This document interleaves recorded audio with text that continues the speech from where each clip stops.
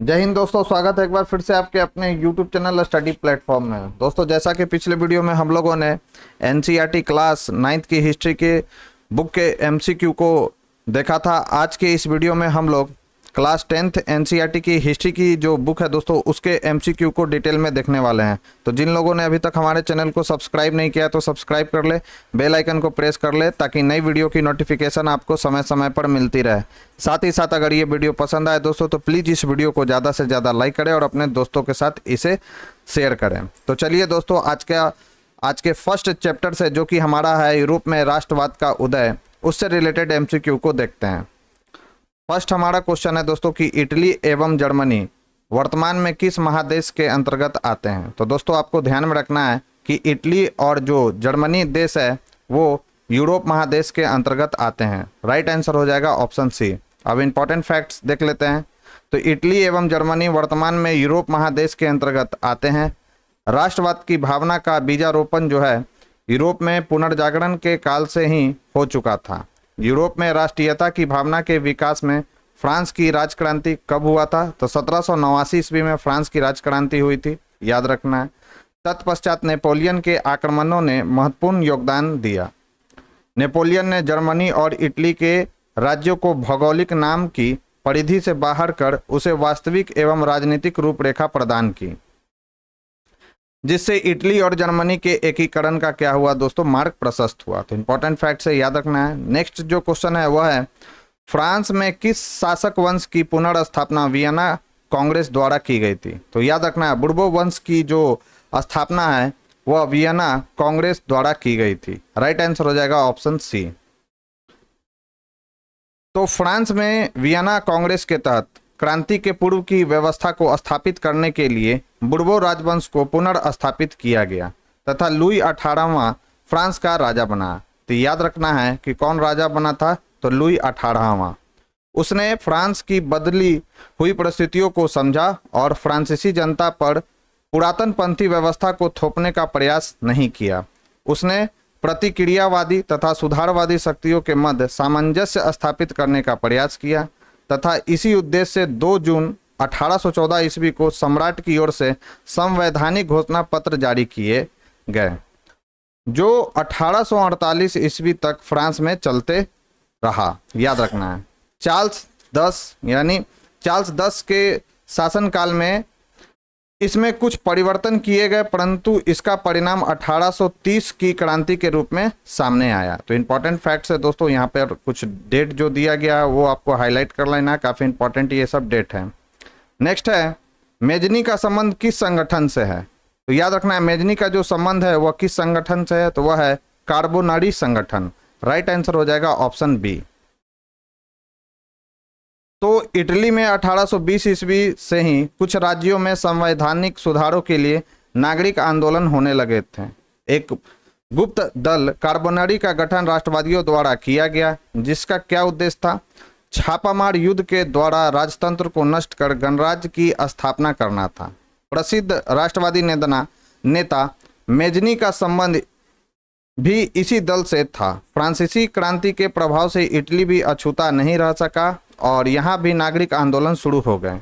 Mazzini ने इन नागरिक आंदोलनों का उपयोग करते हुए उत्तरी और मध्य इटली में एकीकृत गणराज्य स्थापित करने का क्या किया था दोस्तों? प्रयास किया था। और ये सभी के सभी महत्वपूर्ण फैक्ट्स है दोस्तों, एनसीईआरटी से क्वेश्चन लिए गए, जिसे आपको ध्यान में रखना है। नेक्स्ट है इटली एवं जर्मनी के एकीकरण के विरुद्ध निम्न में से कौन था? तो याद रखना है, ऑस्ट्रिया जो था इटली एवं जर्मनी के एकीकरण के क्या था? विरुद्ध था। राइट आंसर हो जाएगा option C. Important facts discuss कर लेते हैं। तो इटली एवं जर्मनी के एकीकरण के विरुद्ध ऑस्ट्रिया था। इटली 19वीं शताब्दी के आरंभ में मात्र एक भौगोलिक अभिव्यक्ति था। इटली के एक राष्ट्र के रूप में स्थापित होने में भौगोलिक समस्या के अलावा कई अन्य समस्याएं भी थी, जैसे इटली में ऑस्ट्रिया और फ्रांस जैसे विदेशी राष्ट्रों का क्या था? हस्तक्षेप था। अतः एकीकरण में इनका विरोध अवश्य संभावित था। विचारों के टकराव के कारण इटली के एकीकरण का मार्ग अवरुद्ध हो गया था। ऑस्ट्रिया द्वारा इटली के कुछ भागों पर आक्रमण किए जाने लगे, जिसमें सार्डिनिया के शासक चार्ल्स एल्बर्ट की क्या हो गई थी, पराजय हो गई थी। ऑस्ट्रिया के हस्तक्षेप से इटली में जनवादी आंदोलन को कुचल दिया गया। इटली के एकीकरण के दौरान जर्मन क्षेत्र में भी समान प्रतिक्रियाएं चल रही थी, अतः दोनों देशों का एकीकरण लगभग साथ साथ ही संपन्न हुआ था। तो ये कुछ महत्वपूर्ण फैक्ट्स है दोस्तों इस क्वेश्चन से रिलेटेड, जिसे आपको ध्यान में रखना है। नेक्स्ट सवाल है कि काउंट काबुर को विक्टर एम्यूअल ने किस पद पर नियुक्त किया था। तो काउंट काबुर को विक्टर एम्यूअल ने प्रधानमंत्री के पद पर नियुक्त किया था। तो 1848 ईस्वी तक इटली के एकीकरण के लिए किए गए प्रयास वस्तुतः असफल ही रहे, परंतु धीरे धीरे इटली में हुए आंदोलनों के कारण जन जागरूकता बढ़ रही थी और राष्ट्रीयता की भावना तीव्र हो रही थी।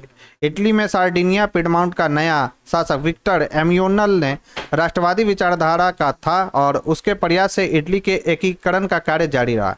अपनी नीतियों के क्रियान्वयन के लिए विक्टर ने काउंट काबुर को प्रधानमंत्री नियुक्त किया। काबुर एक सफल कूटनीतिज्ञ एवं राष्ट्रवादी था। वह इटली के एकीकरण में सबसे बड़ी बाधा ऑस्ट्रिया को मानता था। नेक्स्ट है गैरीबाल्डी पेशे से क्या था। तो गैरीबाल्डी पेशे से क्या था, तो यह एक नाविक था। राइट आंसर हो जाएगा ऑप्शन डी।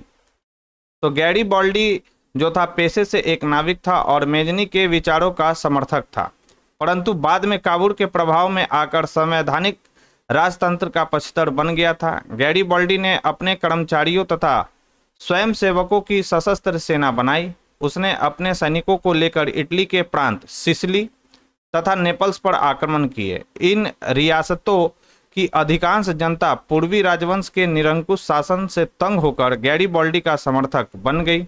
गैरीबाल्डी ने यहाँ गणतंत्र की स्थापना की। विक्टर एम्यूअल प्रतिनिधि के रूप में वहां की सत्ता संभाली। काबुर ने इसके दक्षिणी अभियान का समर्थन किया था। तो ये कुछ महत्वपूर्ण फैक्ट्स है दोस्तों जिसे आपको ध्यान में रखना है। बढ़ते हैं हम अपने नेक्स्ट क्वेश्चन की, और नेक्स्ट हमारा क्वेश्चन है जर्मन राइन राज्य का निर्माण किसने किया था। तो जर्मन राइन राज्य का निर्माण किया था नेपोलियन बोनापार्ट ने। राइट आंसर हो जाएगा ऑप्शन बी। तो जर्मन एकीकरण की पृष्ठभूमि निर्माण का श्रेय नेपोलियन बोनापार्ट को दिया जाता है, क्योंकि उसने 1806 ईस्वी में जर्मन प्रदेशों को जीतकर राइन राज्य संघ का निर्माण किया और यहीं से जर्मन राष्ट्रवाद की भावना धीरे धीरे बढ़ने लगी थी। इसी दौरान जर्मनी में बुद्धिजीवियों, किसानों तथा कलाकारों जैसे हीगेल, कांट, हम्बोल्ट, अंडर्ट, जैकब ग्रीन आदि ने जर्मन राष्ट्रवाद को बढ़ावा दिया था। नेक्स्ट क्वेश्चन है जालवेरिन एक संस्था थी। तो जालवेरिन कैसी संस्था थी, तो यह एक व्यापारियों की संस्था थी। राइट आंसर हो जाएगा ऑप्शन बी।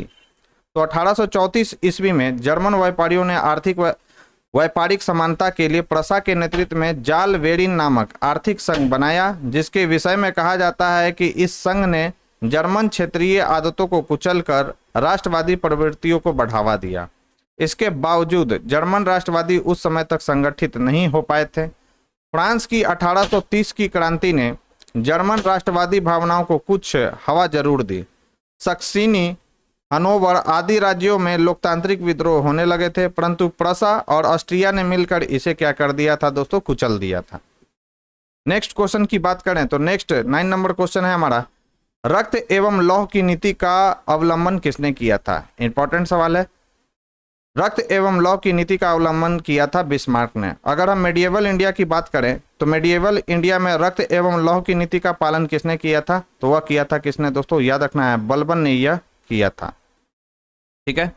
फारसी परंपराओं पर अपने राज दरबार को किसने सजाया था, तो वह था दोस्तों दिल्ली सल्तनत के अंतर्गत एक शासक जिसका नाम क्या है, बलबन। तो ये पॉइंट भी आपको ध्यान में रखना है। तो बिस्मार्क प्रारंभ से ही हीगल के विचारों से प्रभावित था। वह निरंकुश राजतंत्र का समर्थन करते हुए जर्मनी के एकीकरण के प्रयास में जुटा हुआ था। बिस्मार्क जर्मन एकीकरण के लिए सैन्य शक्ति के महत्व को समझता था, अतः इसके लिए उसने रक्त एवं लौह की नीति का अवलंबन किया। इसका तात्पर्य था कि सैन्य उपायों से ही जर्मनी का एकीकरण संभव था। उसने अपने देश में अनिवार्य सैन्य सेवा लागू कर दी थी। कालांतर में उसने 1830 के ऑस्ट्रिया प्रसा संधि का क्या किया, विरोध करना शुरू कर दिया था। नेक्स्ट क्वेश्चन है फ्रैंकफर्ट की संधि कब हुई। इंपॉर्टेंट सवाल है दोस्तों, हाईलाइट कर लेना है। फ्रैंकफर्ट की जो संधि हुई थी वह कब हुई थी, तो 1871 ईस्वी में फ्रैंकफर्ट की संधि हुई थी। राइट आंसर हो जाएगा ऑप्शन डी। तो 19 जून 1870 को फ्रांस के शासक नेपोलियन ने प्रसा के खिलाफ युद्ध की घोषणा कर दी और सेडॉन की लड़ाई में फ्रांसीसियों की जबरदस्त हार हुई। इसके पश्चात 10 मई 1871 को फ्रैंकफर्ट की संधि द्वारा दोनों राष्ट्रों के बीच शांति स्थापित हुई। इस प्रकार सेडॉन के युद्ध में ही एक महाशक्ति के पतन पर दूसरी महाशक्ति जर्मनी का उदय हुआ। अंतोगत्वा जर्मनी 1871 तक एक एकीकृत राष्ट्र के रूप में यूरोप के राजनीतिक मानचित्र में स्थान पाया। नेक्स्ट क्वेश्चन है, यूरोप वासियों के लिए किस देश का साहित्य एवं ज्ञान विज्ञान प्रेरणा स्रोत रहा? तो याद रखना है वह देश कौन सा था, तो वह था यूनानी। राइट आंसर हो जाएगा ऑप्शन बी। तो यूनानी सभ्यता की साहित्यिक प्रगति, विचार, दर्शन, कला, चिकित्सा विज्ञान आदि क्षेत्र की उपलब्धियां यूरोप वासियों के लिए प्रेरणा स्रोत थे। पुनर्जागरण के काल में यूनान से प्रेरणा लेकर पाश्चात्य देशों ने अपनी तरक्की शुरू की, परंतु इसके बावजूद भी यूनान तुर्की साम्राज्य के अधीन था। फ्रांसीसी क्रांति से यूनानियों में राष्ट्रीयता की भावना की लहर जागी, क्योंकि धर्म, जाति और संस्कृति के आधार पर इनकी पहचान एक थी। तुर्की शासन से स्वयं को अलग करने के लिए यूनान ने आंदोलन चलाया। इसके लिए इन्होंने हितोरिया फिलाइक नामक संस्था की स्थापना ओडेसा स्थान पर की थी। इसका उद्देश्य तुर्की शासन को यूनान से निष्कासित कर उसे स्वतंत्र बनाना था। इंग्लैंड का महान कवि कौन था दोस्तों? लॉर्ड बायरन यूनानियों की स्वतंत्रता के लिए यूनान में ही शहीद हो गया था। नेक्स्ट 1829 ईस्वी की एड्रियानो पुल की संधि किस देश के साथ हुई? तो याद रखना है 1829 की एड्रियानो पुल की संधि किस देश के साथ हुई थी? तो यह हुआ था दोस्तों तुर्की के साथ। राइट आंसर हो जाएगा ऑप्शन ए। तो 1827 में लंदन में एक सम्मेलन हुआ जिसमें इंग्लैंड, फ्रांस तथा रूस ने मिलकर तुर्की के खिलाफ तथा यूनान के समर्थन में संयुक्त कार्यवाही करने का निर्णय लिया। इस प्रकार तीनों देशों की संयुक्त सेना नावारिनो की खाड़ी में तुर्की के खिलाफ एकत्र हुई। तुर्की के समर्थन में सिर्फ मिस्र की सेना ही आई। युद्ध में मिस्र और तुर्की की सेना बुरी तरह से पराजित हुई और अंततः 1829 ईस्वी में एड्रियानोल की संधि हुई, जिसके तहत तुर्की की नाम मात्र की प्रभुता में यूनान को स्वायत्तता देने की बात तय हुई, परंतु यूनानी राष्ट्रवादियों ने संधि की बातों को मानने से इनकार कर दिया। फलतः 1832 में यूनान को एक स्वतंत्र राष्ट्र घोषित कर दिया गया। बवेरिया के शासक ओटो को स्वतंत्र यूनान का राजा क्या कर दिया गया दोस्तों? घोषित कर दिया गया। तो ये था फर्स्ट चैप्टर से रिलेटेड सवाल, जैसे आपको ध्यान में रखना है। नेक्स्ट जो चैप्टर है वह है समाजवाद एवं साम्यवाद। आइए इससे रिलेटेड सवालों को देखते हैं कौन कौन से हमारे एग्जाम के दृष्टिकोण से महत्वपूर्ण है। फर्स्ट सवाल है कि रूस में कृषक दास प्रथा का अंत कब हुआ? तो याद रखना है रूस में कृषक दास प्रथा का अंत हुआ था 1861 ईस्वी में। राइट आंसर हो जाएगा ऑप्शन ए। रूस में जनसंख्या का बहुसंख्यक भाग कृषक ही था, परंतु उसकी स्थिति अत्यंत दयनीय थी। 1861 ईस्वी में जार अलेक्जेंडर द्वितीय के द्वारा कृषि दासता समाप्त कर दी गई थी, लेकिन इससे किसानों की स्थिति में कोई सुधार नहीं हुआ था। उनके खेत बहुत छोटे छोटे थे जिन पर वे पुराने ढंग से खेती करते थे। उनके पास पूंजी का भी अभाव था तथा करों के बोझ से वे दबे हुए थे। ऐसे में किसानों के पास क्रांति के सिवा कोई चारा नहीं था। नेक्स्ट है रूस में जार का अर्थ क्या होता था? तो रूस में जार का अर्थ क्या होता है? तो रूस के सम्राट को क्या कहा जाता है? जार कहा जाता था। तो राइट आंसर हो जाएगा ऑप्शन डी। तो 1917 से पूर्व में रोमनोव राजवंश का शासन था। उस समय रूस के सम्राट को जार कहा जाता था, अर्थात जार का अर्थ रूस का सम्राट होता था। रूस में एक कठोर राजनीतिक संरचना स्थापित थी। 19वीं सदी के मध्य तक यूरोप की राजनीतिक संरचना परिवर्तित हो चुकी थी तथा राजतंत्र की शक्ति सीमित की जा चुकी थी, परंतु रूसी राजतंत्र अपना विशेषाधिकार छोड़ने के लिए तैयार नहीं था। जार निकोलस द्वितीय, याद रखना है, राजा के दैवीय अधिकारों में विश्वास रखता था तथा उसी के शासनकाल में क्रांति हुई थी।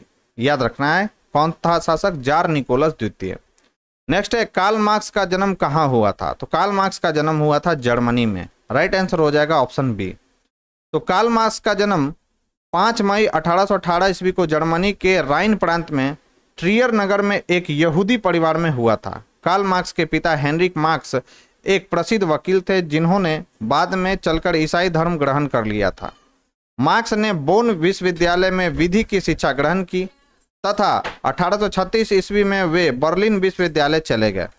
1843 ईस्वी में उसने बचपन की मित्र जेनी से विवाह किया। उसने राजनीतिक एवं सामाजिक इतिहास पर मॉन्टेस्क्यू तथा रूसो के विचारों का गहन अध्ययन किया।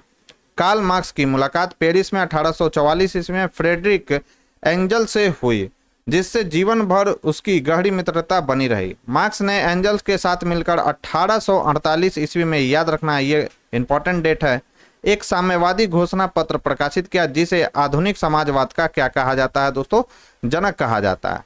मार्क्स ने 1867 ईस्वी में दास कैपिटल नामक पुस्तक की रचना की जिसे समाजवादियों की बाइबल कहा जाता है। याद रखना है, मार्क्स के द्वारा दास कैपिटल नामक पुस्तक की रचना कब की गई थी, तो 1867 ईस्वी में। नेक्स्ट है साम्यवादी शासन का पहला प्रयोग कहाँ हुआ, तो साम्यवादी शासन का पहला प्रयोग हुआ था रूस में। राइट आंसर हो जाएगा ऑप्शन ए। तो साम्यवादी शासन का पहला प्रयोग रूस में हुआ था। रूस का पहला साम्यवादी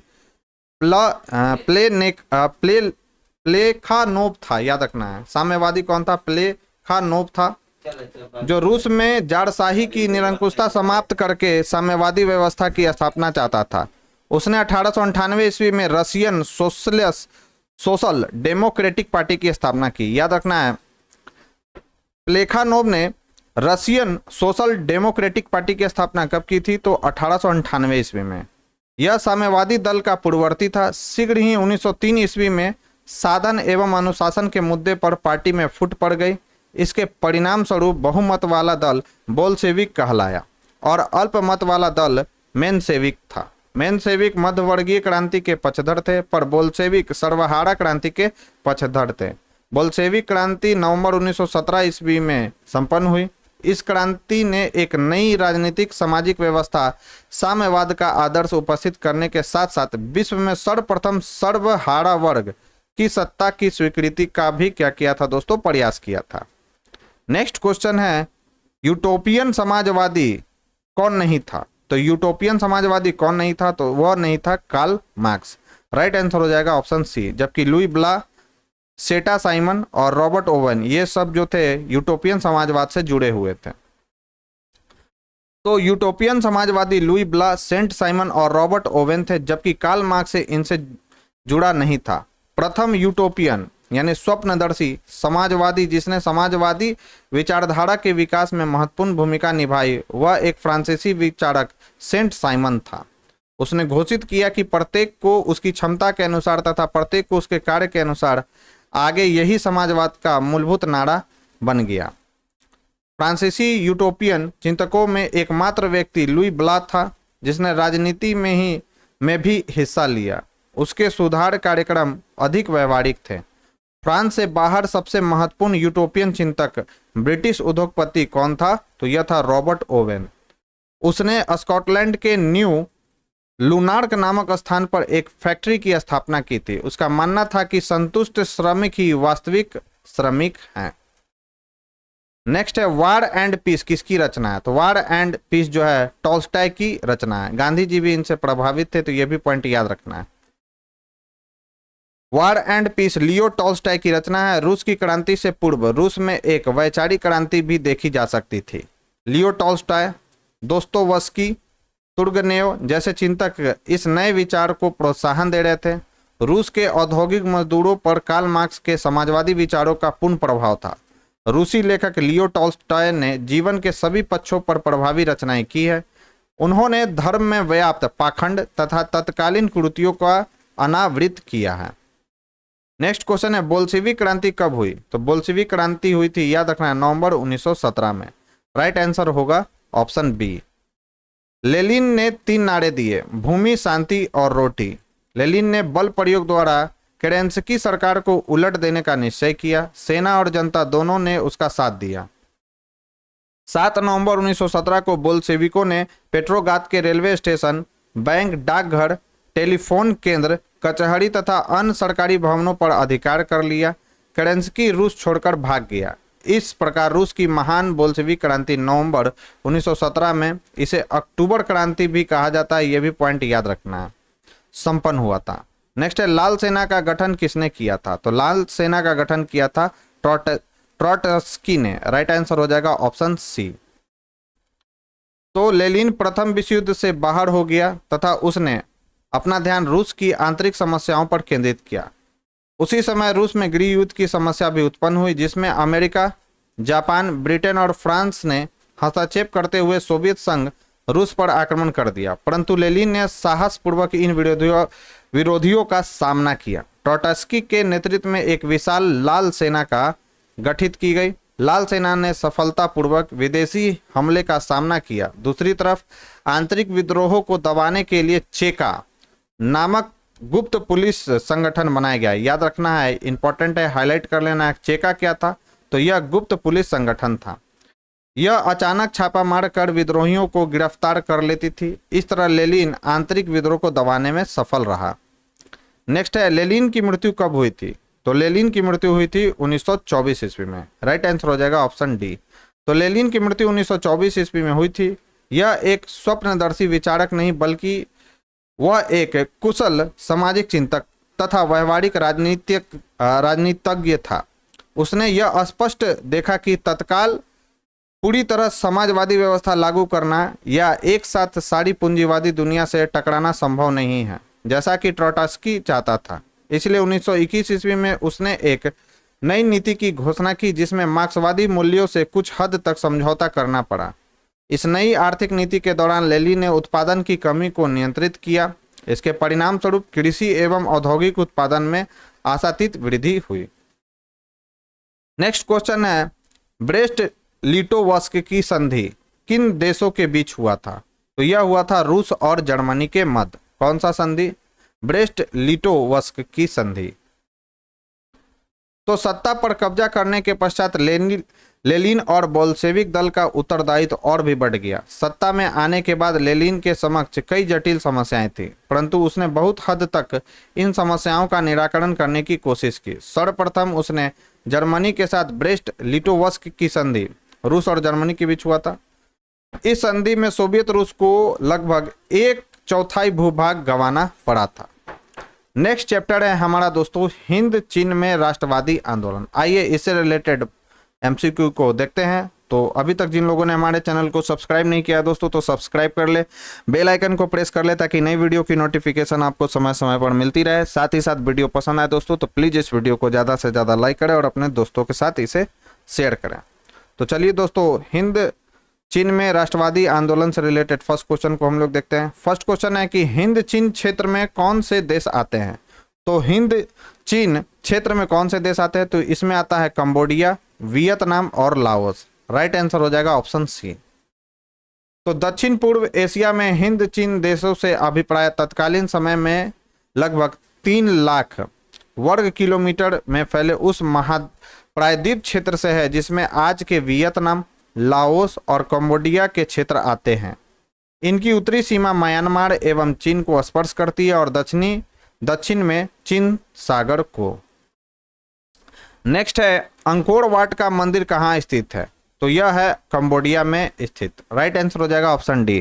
तो अंकोर वाट का मंदिर कंबोडिया में स्थित है। कंबोडिया जिसे कम्बुज के भी नाम से हम लोग जानते हैं, राज्य की स्थापना जो है 4वीं शताब्दी में हुई थी, जहां का शासक भारत वंशीय था। कम्बुज राज्य भारतीय संस्कृति का प्रधान केंद्र था। 12वीं शताब्दी में राजा, याद रखना है इनका नाम, राजा सूर्यवर्मा द्वितीय ने अंकोर वाट मंदिर का निर्माण कराया था। तो पूछ सकता है कि अंकोर वाट मंदिर का निर्माण किनके द्वारा किया गया था? तो राजा सूर्यवर्मा द्वितीय ने। और ये VBI सवाल है दोस्तों, जिसे आपको ध्यान में रखना है। नेक्स्ट है हिंद चीन पहुंचने वाले प्रथम व्यापारी कौन थे? तो हिंद चीन पहुंचने वाले प्रथम व्यापारी पुर्तगाली थे। राइट आंसर हो जाएगा ऑप्शन सी। तो हिंद चीन पहुंचने वाला प्रथम व्यापारी पुर्तगाली थे। 1498 ईस्वी में वास्को डी गामा ने भारत से व्यापारिक गतिविधियों से जुड़ने के लिए समुद्री मार्ग की खोज की थी। वास्को डी गामा एक पुर्तगाली व्यापारी था। पुर्तगाली व्यापारियों का संबंध भारत के साथ साथ दक्षिण पूर्व एशियाई देशों से जुड़ा था, जिसका व्यावहारिक केंद्र 1910 में मलक्का बना था। तो याद रखना है कब बना था मलक्का इसका व्यावहारिक केंद्र? तो 1910 ईस्वी में। इसी केंद्र से पुर्तगालियों ने हिंद चीन देशों के साथ व्यापार करते थे। आगे चलकर इस क्षेत्र में स्पेन, डच, इंग्लैंड और फ्रांसीसियों का आगमन हुआ। नेक्स्ट है, हिंद चीन में बसने वाले फ्रांसीसी कहे जाते थे, तो ये कहलाते थे कोलोन। इंपॉर्टेंट सवाल है दोस्तों, याद रखना है कि हिंद चीन में बसने वाले फ्रांसीसी को क्या कहा जाता था, तो इन्हें कहा जाता था कोलोन।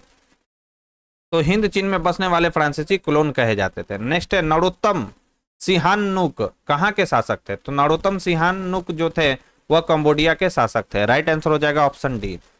सन 1954 ईस्वी में कंबोडिया के स्वतंत्र राज्य बनने के बाद कंबोडिया में संवैधानिक राजतंत्र को स्वीकार का राजकुमार नरोत्तम सिहानुक को शासक माना गया था। नरोत्तम सिहानुक ने 1954 से ही कंबोडिया को गुटनिरपेक्षता एवं तटस्थता की नीति पर चलना शुरू कर दिया था। नेक्स्ट है, the history of the loss of Vietnam किसने लिखा था, तो the history of the loss of Vietnam लिखा था किसके द्वारा, तो फान वोई चाउ के द्वारा। राइट आंसर हो जाएगा ऑप्शन बी। तो फान वोई चाउ ने the history of the loss of Vietnam पुस्तक लिखा था। इन्होंने 1903 ईस्वी में दुई तान होई नामक एक क्रांतिकारी संगठन की स्थापना की थी। याद रखना है कि दुई तान होई नामक क्रांतिकारी संगठन की स्थापना कब किया गया था, फान होई चाउ के द्वारा, तो 1903 ईस्वी में। जिसका नेता कौन था, तो कुआंग दे को बनाया गया था।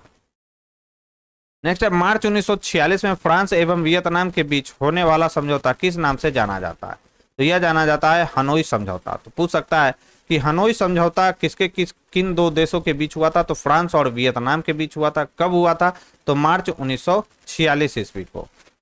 तो द्वितीय विश्व युद्ध के पश्चात ब्रिटेन, हॉलैंड, अमेरिका और फ्रांस दक्षिण पूर्व एशिया में अपने साम्राज्यों की पुनर्स्थापना में लग गए थे। फ्रांस भी हिंद चीन में अपने डूबे साम्राज्य को बचाना चाहता था, अतः उसने एक नए औपनिवेशिक तंत्र की योजना बनाई। फ्रांस ने घोषणा की कि फ्रांस के विशाल साम्राज्य को एक यूनियन बना दिया जाएगा जिसमें अधीनस्थ उपनिवेश शामिल रहेंगे।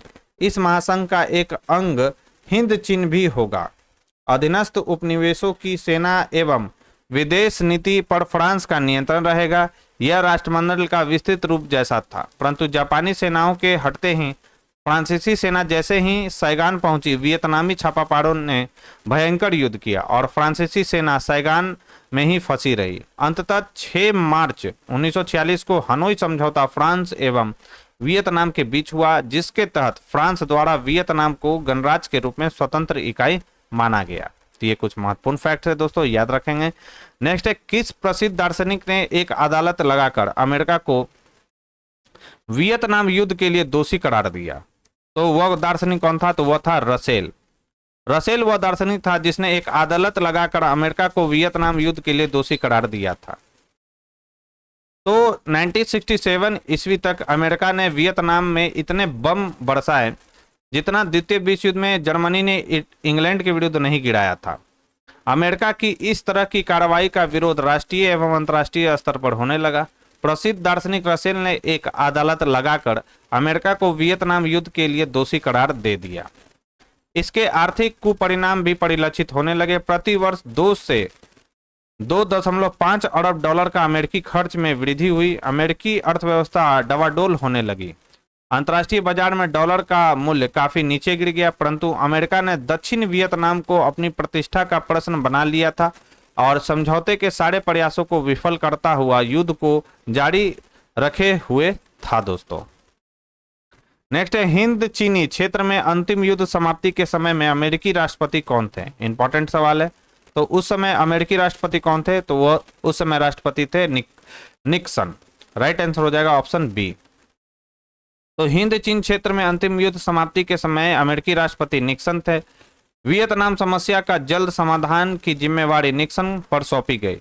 उस समय अंतर्राष्ट्रीय दबाव बढ़ता ही जा रहा था। इसी समय माई लीव गांव की एक घटना प्रकाश में आई। अमेरिकी सेना की आलोचना पूरे विश्व में होने लगी। तब राष्ट्रपति निक्सन ने शांति के 5 सूत्री योजना की घोषणा की। हिंद चीन की पहला क्या था, तो हिंद चीन की सभी सेनाएं युद्ध बंद कर यथास्थान पर रहें। दूसरा था, युद्ध विराम की देखरेख अंतर्राष्ट्रीय पर्यवेक्षक करेंगे। तीसरा था, इस दौरान कोई देश अपनी शक्ति बढ़ाने का प्रयत्न नहीं करेगा। चौथा था, युद्ध विराम के दौरान सभी तरह की लड़ाइयां बंद रहेंगी। और पांचवा था युद्ध विराम का अंतिम लक्ष्य समूचे हिंद चीन में संघर्ष का अंत होना चाहिए। नेक्स्ट है होवा होवा आंदोलन किस प्रकृति का था? तो यह था क्रांतिकारी धार्मिक प्रकृति का। तो होवा होवा जो आंदोलन था वह क्रांतिकारी धार्मिक प्रकृति का था। राइट आंसर हो जाएगा ऑप्शन डी। तो होवा होवा एक बौद्धिस्ट धार्मिक क्रांतिकारी आंदोलन था जो 1931 में शुरू हुआ था, जिसके नेता कौन थे? हुइन फू सो था। क्रांतिकारी उग्रवादी घटनाओं को भी अंजाम देते थे, जिसमें आत्मदाह तक भी शामिल होता था। नियो दियम ने बड़ी क्रूरता से इन आंदोलनों को दबाना शुरू किया था। नेक्स्ट जो चैप्टर है दोस्तों वो काफी ज्यादा इंपॉर्टेंट है, क्योंकि यह भारत से रिलेटेड है।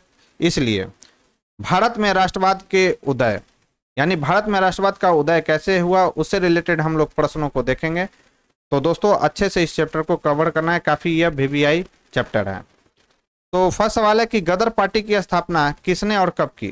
तो गदर पार्टी की स्थापना लाला हरदयाल ने 1913 ईस्वी में सैन फ्रांसिस्को, अमेरिका का एक शहर है, वहीं पर इनके द्वारा यह किया गया था, गदर पार्टी की स्थापना। राइट आंसर हो जाएगा ऑप्शन सी, लाला हरदयाल। तो अमेरिका और कनाडा में बसे भारतीयों में रहने वाले भारतीय क्रांतिकारियों ने लाला हरदयाल के प्रयासों से 1913 में गदर पार्टी की स्थापना कर भारत में सशस्त्र क्रांति करने का प्रयास किया था। ये इंपॉर्टेंट फैक्ट्स है दोस्तों, याद रखेंगे।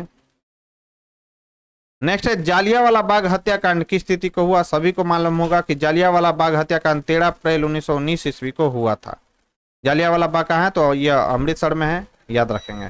तो जालियांवाला बाग हत्याकांड 13 अप्रैल 1919 ईस्वी को हुआ था। इस घटना के पश्चात पूरे पंजाब में मार्शल लॉ लागू कर दिया गया, जिसके बाद पंजाब के लोगों पर पाशविक अत्याचार किया गया। इस घटना के घटित होने की पृष्ठभूमि यह कि अंग्रेज सरकार ने भारत में रॉलेट एक्ट 1919 पारित किया था, जिसके माध्यम से किसी भी भारतीय को बिना अदालत में मुकदमा चलाए जेल में बंद किया जा सकता था। इसी कानून के लागू होने के बाद इस कानून का विरोध करने के लिए जालियांवाला बाग में भीड़ एकत्रित हुई थी, जिस पर अंग्रेजों ने अंधाधुंध गोलियां चलाई थी, जो आगे चलकर जालियांवाला बाग हत्याकांड के नाम से प्रसिद्ध हुआ।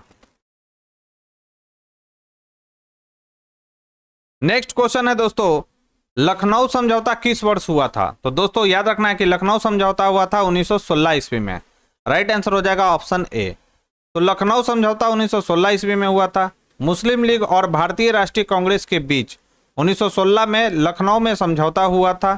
इस समझौते ने मुसलमानों और हिंदुओं के लिए साझी राजनीतिक जमीन पहले ही तैयार कर दिया था। इसी एकता के माध्यम से औपनिवेशिक सरकार का विरोध कर सकें और राष्ट्रीय आंदोलन का गति प्राप्त हो सके। नेक्स्ट है असहयोग आंदोलन का प्रस्ताव कांग्रेस के किस अधिवेशन में पारित हुआ? इंपॉर्टेंट सवाल है। तो असहयोग आंदोलन का प्रस्ताव कांग्रेस के किस अधिवेशन में पारित हुआ था? तो यह हुआ था कलकत्ता अधिवेशन में। कब हुआ था? तो सितंबर 1920 ईस्वी में। राइट आंसर हो जाएगा ऑप्शन ए। तो भारतीय राष्ट्रीय कांग्रेस के कलकत्ता अधिवेशन सितंबर 1920 ईस्वी में हुआ था। में महात्मा गांधी जी के प्रेरणा से अन्यायपूर्ण कार्यों के विरोध में 2 प्रस्ताव पारित कर असहयोग आंदोलन चलाने का निर्णय लिया गया था। इसमें प्रथम प्रस्ताव के रूप में खिलाफत मुद्दे पर ब्रिटिश सरकार द्वारा अपनाए जा रहे दृष्टिकोण के अनुरूप निर्णय था। दूसरा क्या था प्रस्ताव? तो दूसरे प्रस्ताव के रूप में पंजाब में निर्दोष लोगों की हत्या करने वाले बर्बर अधिकारियों को दंडित करने में सरकार की विफलता के प्रस्ताव पारित किया गया। इन्हीं दोनों प्रस्ताव पर सितंबर 1920 के कलकत्ता अधिवेशन में चर्चा की गई थी। नेक्स्ट है भारत के खिलाफत आंदोलन कब और किस देश के शासक के समर्थन में शुरू हुआ था?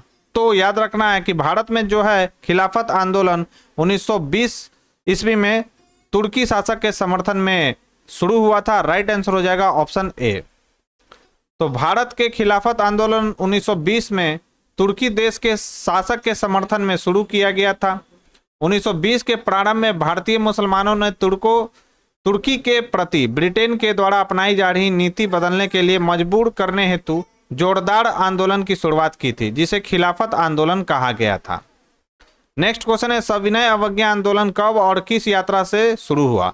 तो यह सविनय अवज्ञा आंदोलन जो है 1930 की डांडी यात्रा से प्रारंभ हुआ था। राइट आंसर हो जाएगा ऑप्शन सी। अब इंपॉर्टेंट फैक्ट्स काफी ज्यादा हैं दोस्तों, एक एक पॉइंट्स यहाँ पर इंपॉर्टेंट है जिसे आपको ध्यान में रखना है। महात्मा गांधी ने सविनय अवज्ञा आंदोलन की शुरुआत 1930 में दांडी से शुरू किया था। महात्मा गांधी ने 12 मार्च, डेट याद रखना है, 1930 को साबरमती आश्रम से अपने 78 अनुयायियों के साथ दांडी समुद्र तट की ऐतिहासिक यात्रा शुरू की थी। उन्होंने अपनी यात्रा 14 दिन में, याद रखेंगे, 240 किलोमीटर की दूरी तय की थी और दांडी पहुंचे कब, तो 6 अप्रैल 1930 को समुद्र के पानी से नमक बनाकर कानून का उल्लंघन किया। ऐसा माना जाता है कि दांडी से सविनय अवज्ञा आंदोलन की शुरुआत की गई थी। ठीक है, राइट आंसर क्या हो जाएगा, तो इसका राइट आंसर हो जाएगा दोस्तों क्या, तो 1930 दांडी। नेक्स्ट है, पूर्ण स्वराज की मांग का प्रस्ताव कांग्रेस के किस वार्षिक अधिवेशन में पारित हुआ, तो यह हुआ था 1929 के लाहौर अधिवेशन में, जिसकी अध्यक्षता किनके द्वारा किया गया था, तो जवाहरलाल नेहरू के द्वारा किया गया था। ठीक है, राइट आंसर हो जाएगा ऑप्शन ए। तो पूर्ण स्वराज की मांग का प्रस्ताव कांग्रेस के लाहौर अधिवेशन में दिसंबर 1929 में पारित किया गया था। इस अधिवेशन की अध्यक्षता जवाहरलाल नेहरू ने की थी। इसी अधिवेशन के दौरान 31 दिसंबर 1929 को मध्य रात्रि को रावी नदी के तट पर जवाहरलाल नेहरू ने तिरंगा झंडा फहराया था। कब फहराया था दोस्तों, याद रखना है, 31 दिसंबर 1929 को, तथा स्वतंत्रता की घोषणा का प्रस्ताव पढ़ा था। इसी अधिवेशन में 26 जनवरी 1930 को पूर्ण स्वतंत्रता दिवस मनाने का संकल्प लिया गया। इस तरह पूरे देश में स्वराज्य के प्रति उत्साह की एक नई लहर जागृत हुई थी। नेक्स्ट है, राष्ट्रीय स्वयंसेवक संघ की स्थापना कब और किसने की थी, तो राष्ट्रीय स्वयंसेवक संघ की स्थापना 1925 ईस्वी में केबी हेडगेवार ने की थी। राइट आंसर हो जाएगा ऑप्शन बी। इंपॉर्टेंट सवाल है दोस्तों, मैंने पहले भी बता रखा है कि ये जो चैप्टर है काफी ज्यादा इंपॉर्टेंट है।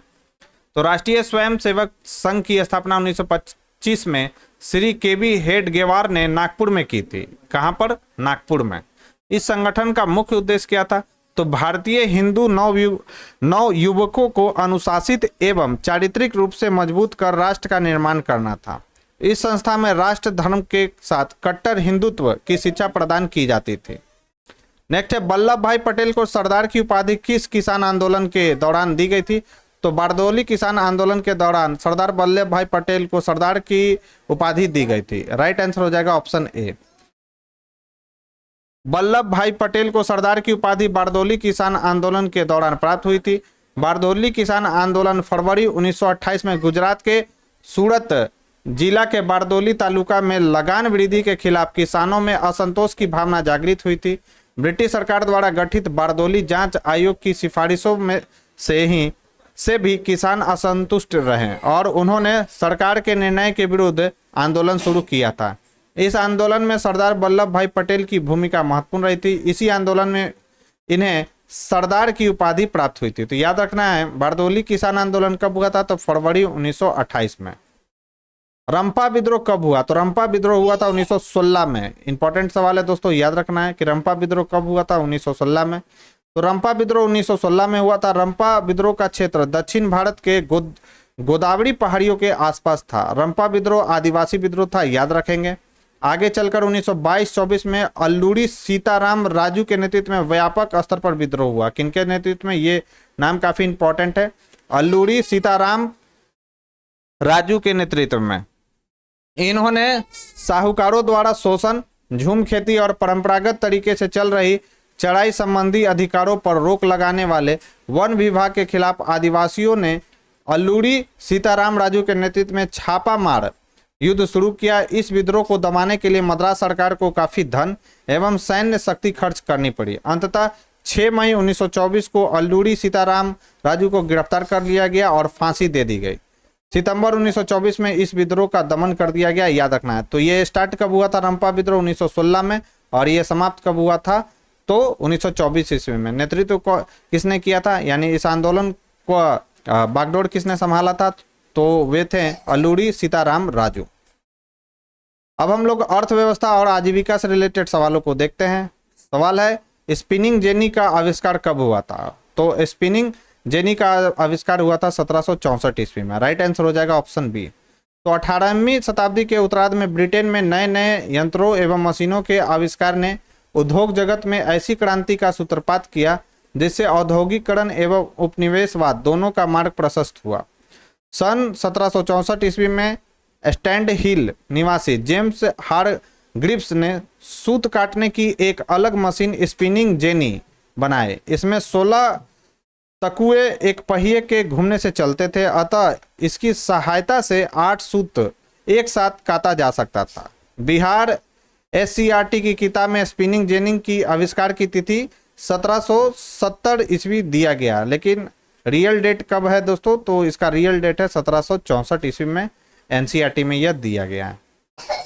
नेक्स्ट है सेफ्टी लैम्प का आविष्कार किसने किया? तो हम्फ्री डेवी ने सेफ्टी लैम्प का आविष्कार किया था, सभी को मालूम होगा। राइट आंसर हो जाएगा डी।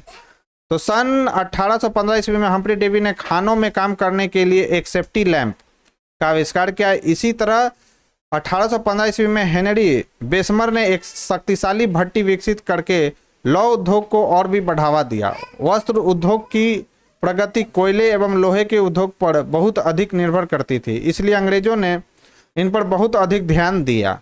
ब्रिटेन में कोयले एवं लोहे की खानें थी। वाष्प इंजन बनने के बाद अपने देश के लिए तथा निर्यात करने के लिए रेलवे इंजन तैयार होने लगे थे। नेक्स्ट है बंबई में सर्वप्रथम सूती कपड़ों के मिलों की स्थापना कब हुई? तो बंबई में सर्वप्रथम सूती कपड़ों के मिलों की स्थापना कब हुई थी? तो 1851 ईस्वी में। इंपॉर्टेंट सवाल है दोस्तों, ध्यान देना है आपको। तो बंबई में सर्वप्रथम सूती कपड़ों के मिलों की स्थापना 1851 ईस्वी में हुई थी। यहाँ पारसी, गुजराती और बोहरा मुसलमान आदि जातियों के लोग सूती धागे और सूती कपड़ा तैयार करने वाले आधुनिक कारखानों के निर्माण में लग गए थे। पारसी उद्योगपति कावस जी नाना भाई डावर ने 1854 में पहला कारखाना निर्मित किया और तभी से इन उद्योग का इतिहास भारत में शुरू हुआ। किसने किया था? तो पारसी उद्योगपति थे कावस जी डावर ने 1954 में पहला कारखाना निर्मित किया था। इंपॉर्टेंट सवाल है दोस्तों, याद रखना है। 1917 ईस्वी में भारत में पहली जूट मिल किस शहर में स्थापित हुआ? तो 1917 ईस्वी में भारत में पहली जूट मिल कलकत्ता शहर में स्थापित किया गया था। राइट आंसर हो जाएगा ऑप्शन ए। तो सन 1917 में कलकत्ता शहर में देश की पहली जूट मिल एक मारवाड़ी व्यवसायी कौन थे? तो हुकुमचंद ने स्थापित किया। सन 1918 में अब पहल एक लिमिटेड कंपनी के रूप में बिरला ब्रदर्स की स्थापना हुई थी। सन 1919 में बिरला जूट कंपनी और 1922 में ग्वालियर जीवाजी राव सूती कारखाना खुला। घनश्याम दास बिरला ने अंग्रेजी कंपनियों से अनेक चालू कारखाने खरीदकर अपने व्यापार को बढ़ाया, जैसे एंडविल से केशव राय कॉटन मिल और मार्टिन से चीनी के कारखाने। तो सभी के सभी महत्वपूर्ण फैक्ट्स है दोस्तों, याद रखना है। नेक्स्ट है मजदूरों की आजीविका एवं उनके अधिकारों को ध्यान में रखते हुए भारत सरकार ने किस वर्ष न्यूनतम मजदूरी कानून पारित किया था? इंपॉर्टेंट सवाल है। तो भारत सरकार के द्वारा न्यूनतम मजदूरी कानून कब पारित किया गया था? तो यह पारित किया गया था 1948 ईस्वी में। तो मजदूरों की आजीविका एवं उनके अधिकारों को ध्यान में रखते हुए भारत सरकार ने 1948 ईस्वी में न्यूनतम मजदूरी कानून पारित किया था। इसके द्वारा कुछ उद्योगों में मजदूरी की दरें निश्चित की गई। प्रथम पंचवर्षीय योजना में इस कानून को महत्वपूर्ण स्थान दिया गया तथा दूसरी योजना में तो यहाँ तक कहा गया कि न्यूनतम मजदूरी उनकी ऐसी होनी चाहिए जिससे मजदूर केवल अपना ही गुजारा न कर सके बल्कि इससे कुछ और अधिक हो, ताकि वह अपनी कुशलता को भी बनाए रख सके। तीसरी योजना में मजदूरी बोर्ड स्थापित किया गया। तो पूछ सकता है तीसरी योजना में क्या स्थापित किया गया था? तो मजदूरी बोर्ड। और बोनस देने के लिए बोनस आयोग की भी नियुक्ति की गई। नेक्स्ट है जमशेदजी टाटा ने Tata iron and steel company की स्थापना कब की गई? ये कई बार सवाल एग्जाम में आ चुका है, याद रखना है। 1907 ईस्वी में जमशेदजी टाटा के द्वारा Tata iron and steel company की स्थापना की गई थी। तो सन 1907 ईस्वी में जमशेदजी टाटा ने बिहार के साक्षी नामक स्थान पर Tata iron and steel company यानी टिस्को की स्थापना की थी। नेक्स्ट है भारत में Tata hydro electric power station की स्थापना कब हुई? तो भारत में टाटा हाइड्रो इलेक्ट्रिक पावर की स्थापना कब की गई थी? तो 1910 ईस्वी में की गई थी। राइट आंसर हो जाएगा ऑप्शन ए। तो जमशेदजी टाटा एक ऐसे भारतीय थे जिनमें भारतीय उद्योग की काफ़ी सूझबूझ थी। 1910 ईस्वी में उन्होंने Tata hydro electric power station की स्थापना की थी। स्वतंत्रता प्राप्ति के पश्चात लौह उद्योग ने काफ़ी प्रगति की। 1955 में भिलाई, राउरकेला तथा दुर्गापुर में इस्पात कारखाना खोलने की सहमति क्रमशः किसके द्वारा?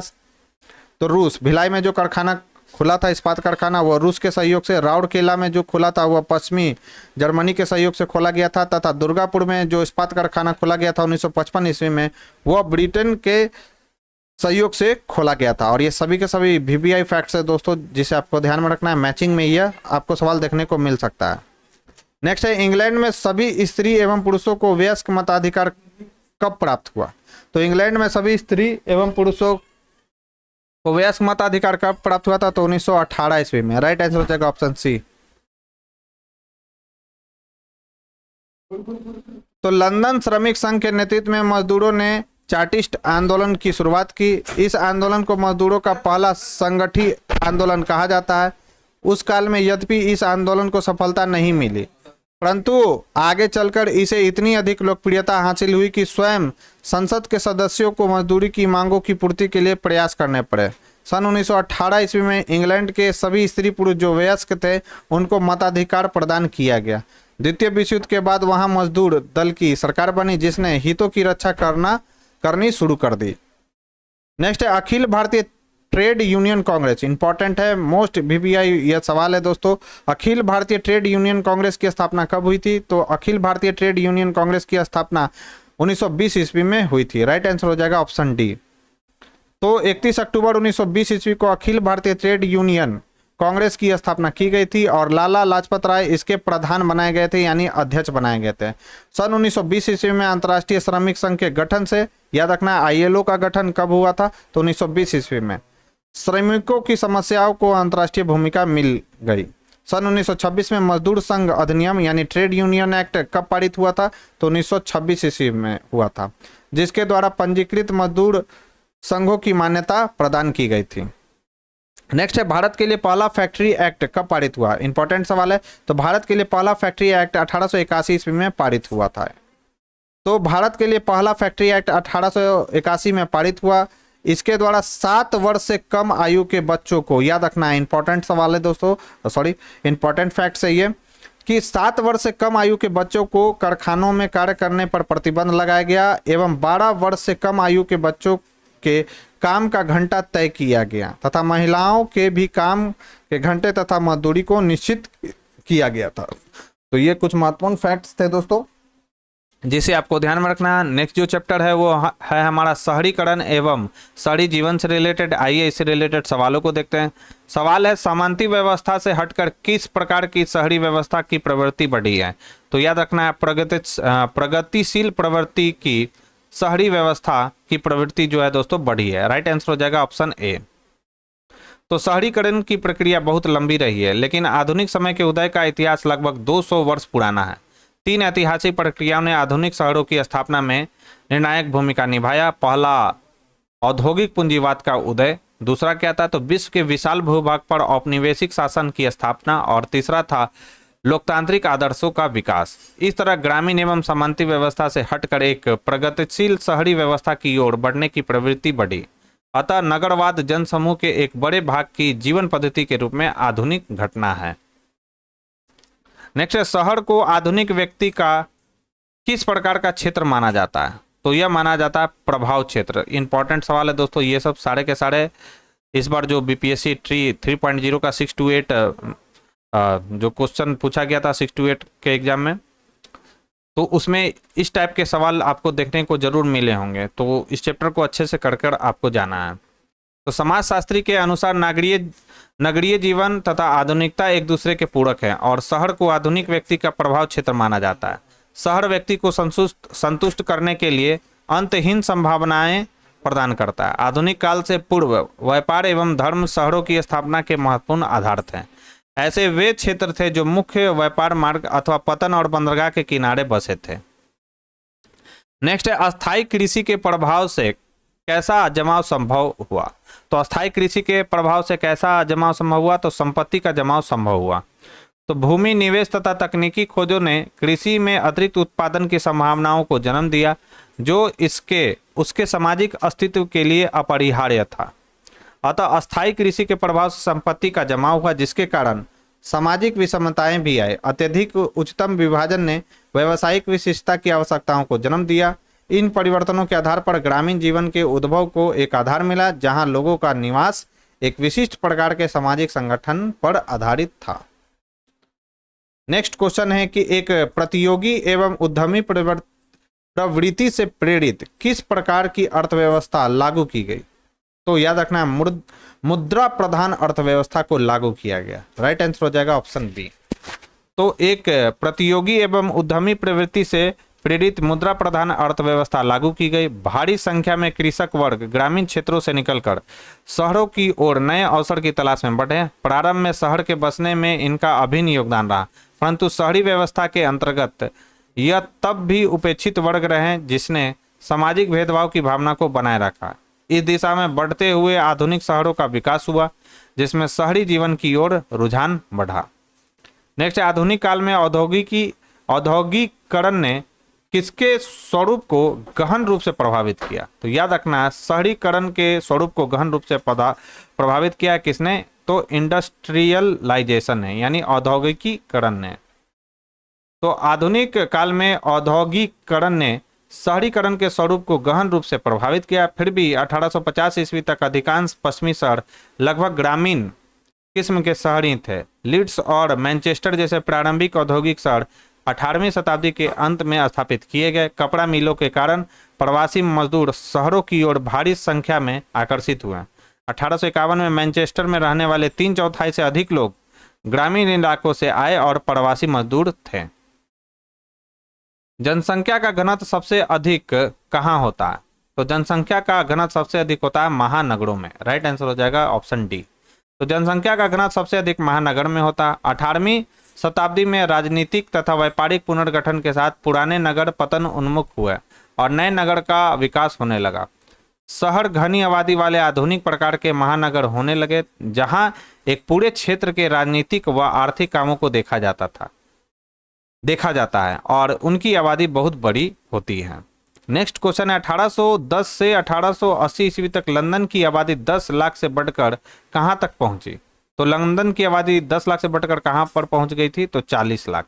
राइट आंसर हो जाएगा सी। तो 1750 ईस्वी तक इंग्लैंड और वेल्स का हर 9 में से एक आदमी लंदन में रहता था।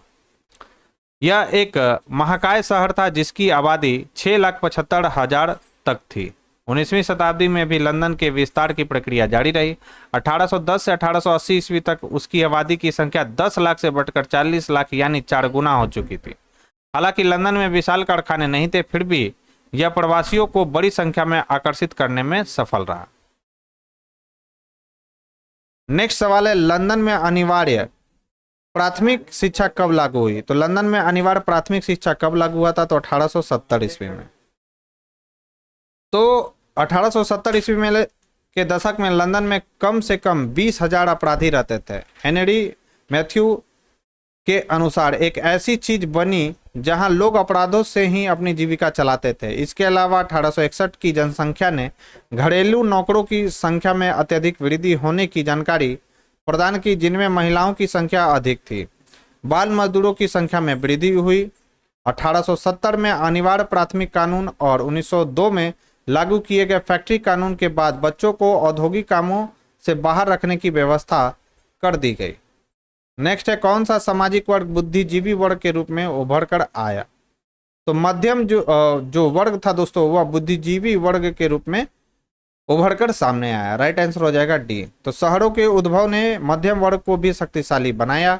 एक नए शिक्षित वर्ग का अभ्युदय, जहां विभिन्न पेशों में रहकर भी औसतन मध्यम वर्ग का समान आय प्राप्त करने वाले वर्ग के रूप में उभर कर आए एवं ये बुद्धिजीवी वर्ग के रूप में स्वीकार किए गए। ये विभिन्न रूप में कार्यरत रहे, जैसे शिक्षक, वकील, चिकित्सक, इंजीनियर, क्लर्क, अकाउंटेंट्स, परंतु इनके जीवन मूल्य के आदर्श समान रहे और इनकी स्थिति भी एक वेतनभोगी वर्ग के रूप में उभर कर आई।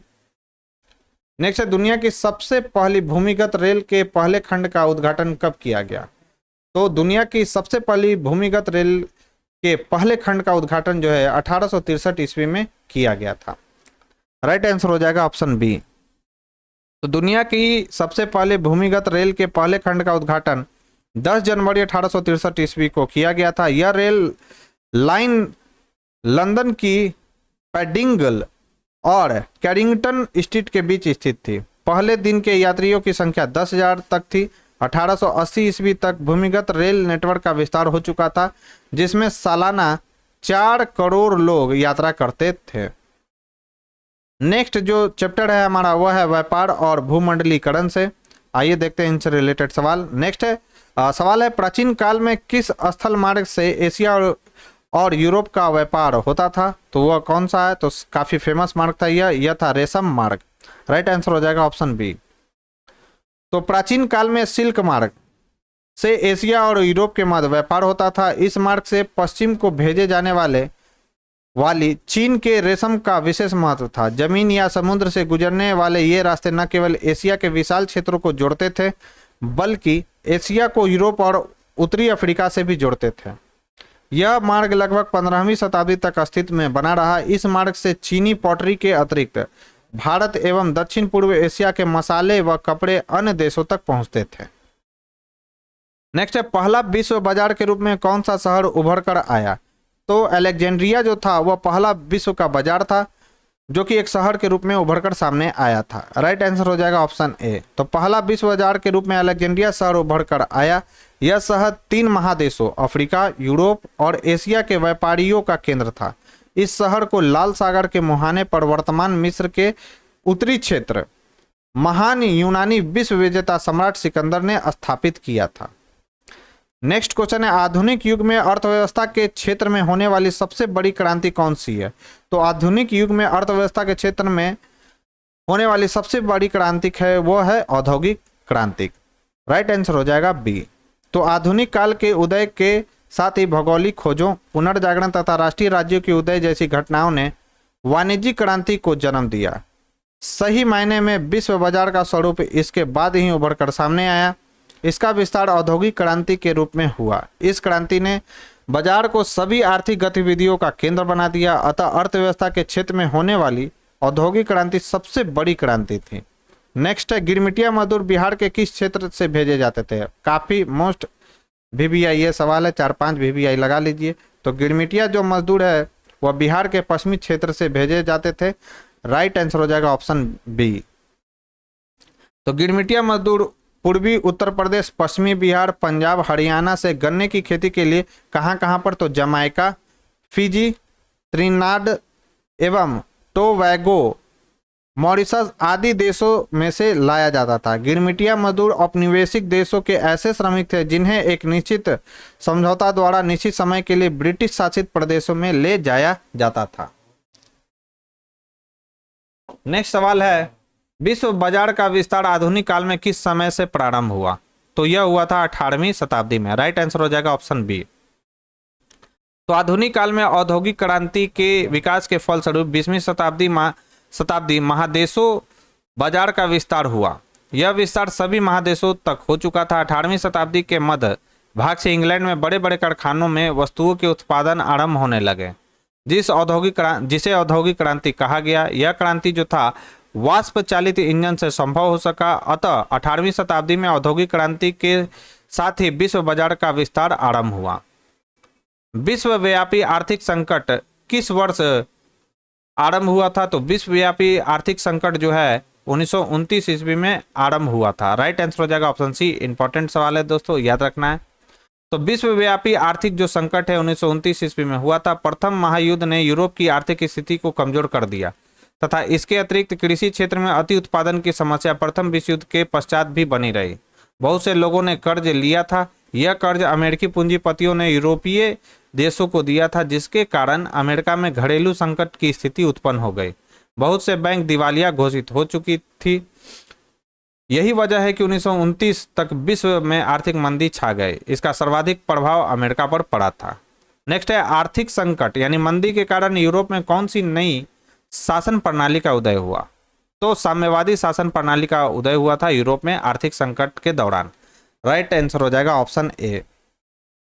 तो आर्थिक संकट के कारण यूरोप में साम्यवादी शासन प्रणाली का उदय हुआ। आर्थिक मंदी के संदर्भ में यूरोप में राजनीतिक रूप से 2 महत्वपूर्ण परिवर्तन हुए। प्रथम, रूस में स्थापित साम्यवादी आर्थिक और राजनीतिक व्यवस्था का आकर्षक संपूर्ण विश्व में बढ़ा, क्योंकि रूस ही एकमात्र देश था जिस पर मंदी का प्रभाव नहीं पड़ा। इंपॉर्टेंट सवाल है दोस्तों, याद रखना है। रूस वह देश था जिस पर महामंदी का प्रभाव नहीं पड़ा था। द्वितीय, इटली तथा जर्मनी में अधिनायकवादी शासन प्रणाली का उदय हुआ था। कहां कहां पर? तो इटली और जर्मनी में। नेक्स्ट है ब्रेटन वुड्स सम्मेलन किस वर्ष हुआ है? इंपॉर्टेंट सवाल है दोस्तों, याद रखना है कि ब्रेटन वुड्स सम्मेलन कब हुआ था? तो यह हुआ था 1944 में। राइट आंसर हो जाएगा ऑप्शन सी। तो जुलाई 1944 में अमेरिका स्थित न्यू हैम्पशायर के ब्रेटन वुड नामक स्थान पर संयुक्त राष्ट्र मौद्रिक एवं वित्तीय सम्मेलन हुआ था। इसी सम्मेलन में विश्व बैंक, इंपॉर्टेंट है, विश्व बैंक तथा अंतर्राष्ट्रीय मुद्रा कोष, जिसे हम लोग IMF के नाम से जानते हैं, की स्थापना हुई थी। तो पूछ सकता है कि विश्व बैंक और अंतर्राष्ट्रीय मुद्रा कोष की स्थापना किस सम्मेलन के द्वारा हुआ था? तो 1944 का ब्रेटन वुड्स सम्मेलन था वो। क्योंकि यह सम्मेलन ब्रेटन वुड नामक स्थान पर हुआ था, इसलिए इसे ब्रेटन वुड्स सम्मेलन भी कहते हैं। नेक्स्ट है भूमंडलीकरण की शुरुआत किस दशक में हुआ? तो याद रखना 1990 के दशक में भूमंडलीकरण यानी ग्लोबलाइजेशन की शुरुआत हुई थी दोस्तों। राइट आंसर हो जाएगा ऑप्शन ए। तो भूमंडलीकरण नामक शब्द का सबसे पहले इस्तेमाल संयुक्त राज्य अमेरिका के जॉन, याद रखना, जॉन विलियमसन ने 1990 में किया था। दक्षिण अमेरिका महाद्वीप में संयुक्त राज्य अमेरिका के द्वारा इसे अपनी महत्वपूर्ण आर्थिक नीति के रूप में पहले आरंभ किया गया था। नेक्स्ट है द्वितीय महायुद्ध के बाद यूरोप में कौन सी संस्था का उदय आर्थिक दुष्प्रभाव को समाप्त करने के लिए हुआ था? तो वह कौन सा था दोस्तों? तो वह था यूरोपीय संघ। राइट आंसर हो जाएगा ऑप्शन डी। तो द्वितीय विश्व महायुद्ध के पश्चात यूरोप में आर्थिक दुष्प्रभाव को समाप्त करने के लिए यूरोपीय संघ का उदय हुआ। यूरोपीय संघ की स्थापना का विचार 1945 के पूर्व फ्रांस के विदेश मंत्री ब्रिया ने दिया था। किसने दिया था? तो फ्रांस के विदेश मंत्री थे ब्रिया, उन्होंने दिया था यूरोपीय यूनियन बनाने का। लेकिन वास्तविक रूप से इसकी शुरुआत कब हुई? तो 1944 में तब हुई जब नीदरलैंड, बेल्जियम तथा लग्जमबर्ग ने मिलकर ब्नेलेक्स नामक संघ बना लिया था। किसने? तो नीदरलैंड ने, बेल्जियम ने और लग्जमबर्ग ने कौन सा संगठन बनाया था? तो बेनेलेक्स। यूरोपीय संघ की स्थापना का विचार साम्यवादी प्रसार को रोकने के लिए दिया गया था। तो ये भी पॉइंट आपको याद रखना है।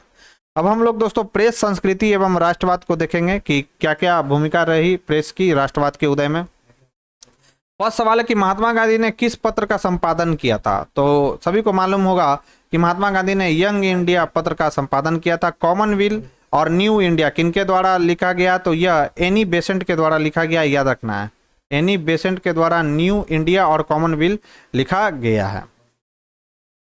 तो महात्मा गांधी ने यंग इंडिया पत्र का संपादन किया था। गांधी जी ने न केवल कुशल राजनीतिज्ञ ही थे बल्कि महान पत्रकार भी थे। गांधी जी ने यंग इंडिया तथा हरिजन के माध्यम से अपने विचारों एवं राष्ट्रवादी आंदोलन का प्रचार किया। ब्रिटिश सरकार को अपने राजनीतिक दर्शन एवं राजनीतिक कार्यक्रमों से अवगत कराया था तथा भारत के आवाम को एक बड़े आंदोलन के लिए प्रशिक्षित किया। भारतीय प्रेस गांधी जी के व्यक्तित्व से प्रभावित होकर निर्भीक होने लगा।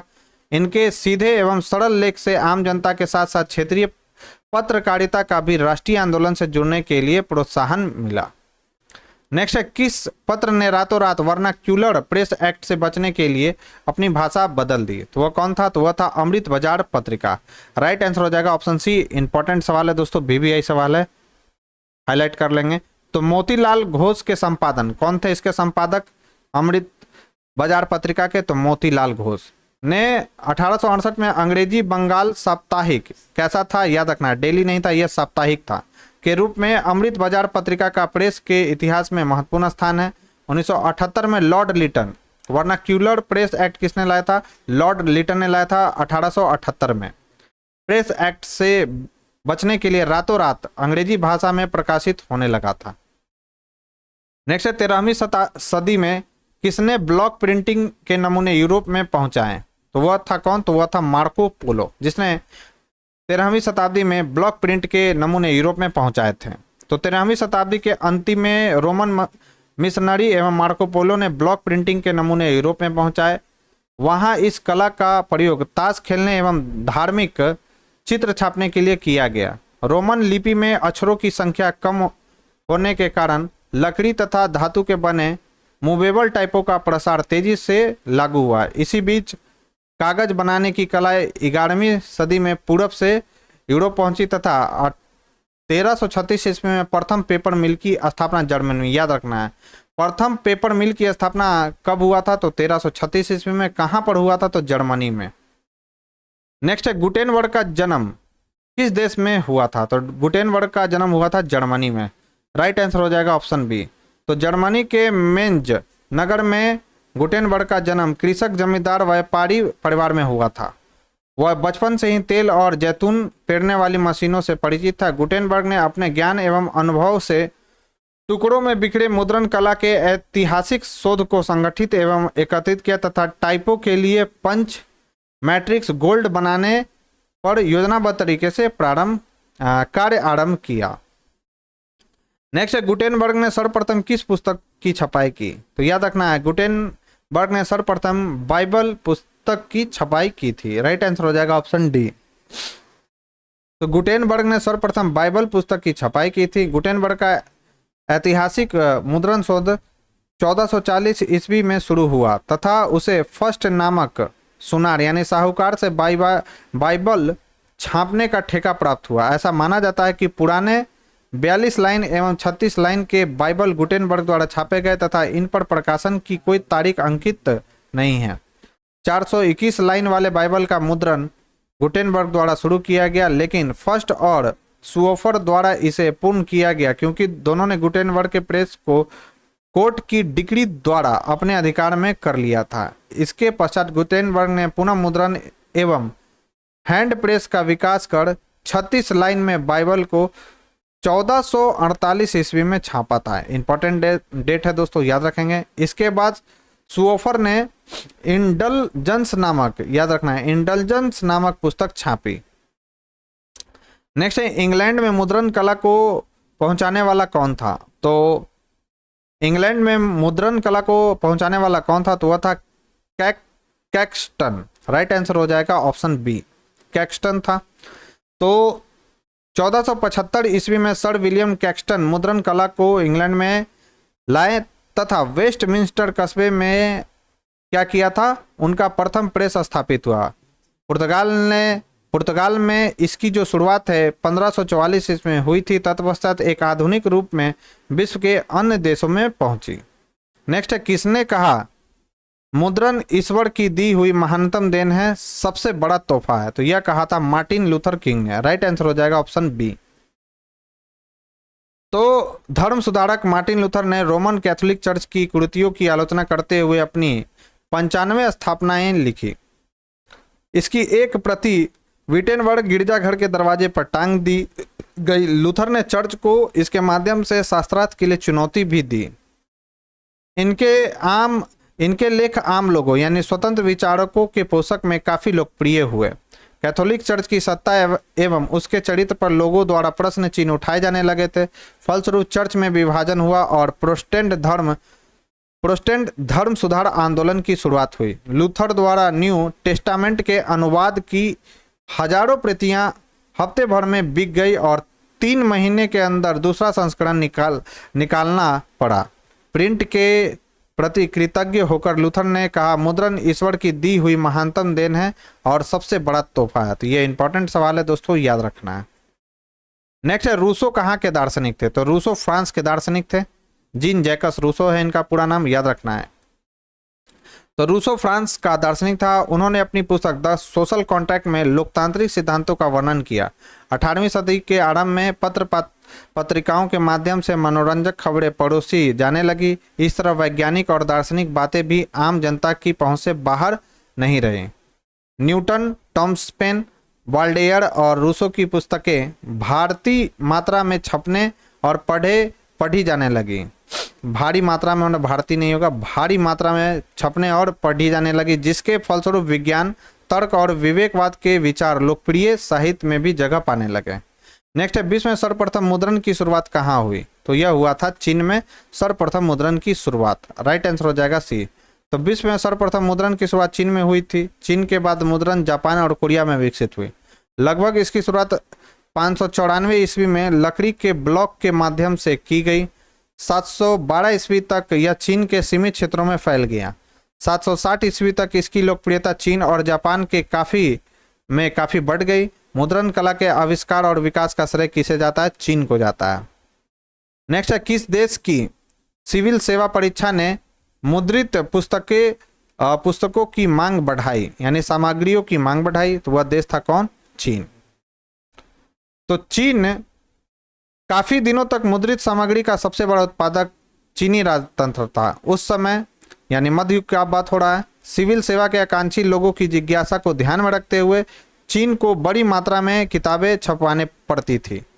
16वीं सदी तक परीक्षा देने वालों की तादाद बढ़ने से छपी किताबों की संख्या में भी उसी अनुपात में वृद्धि हुई। 17वीं शताब्दी तक चीन में शहरी संस्कृति के फलने फूलने से छपी हुई सामग्रियों के उपभोक्ता अब विद्वान और अधिकारी ही नहीं रहे, बल्कि व्यापारी और अमीर महिलाओं के रूप में भी एक वर्ग सामने आया। 19वीं शताब्दी तक आते आते मांग को पूरा करने हेतु संघाई प्रिंट संस्कृति का नया केंद्र बन गया और हाथ की छपाई की जगह यांत्रिक छपाई ने जगह ले ली।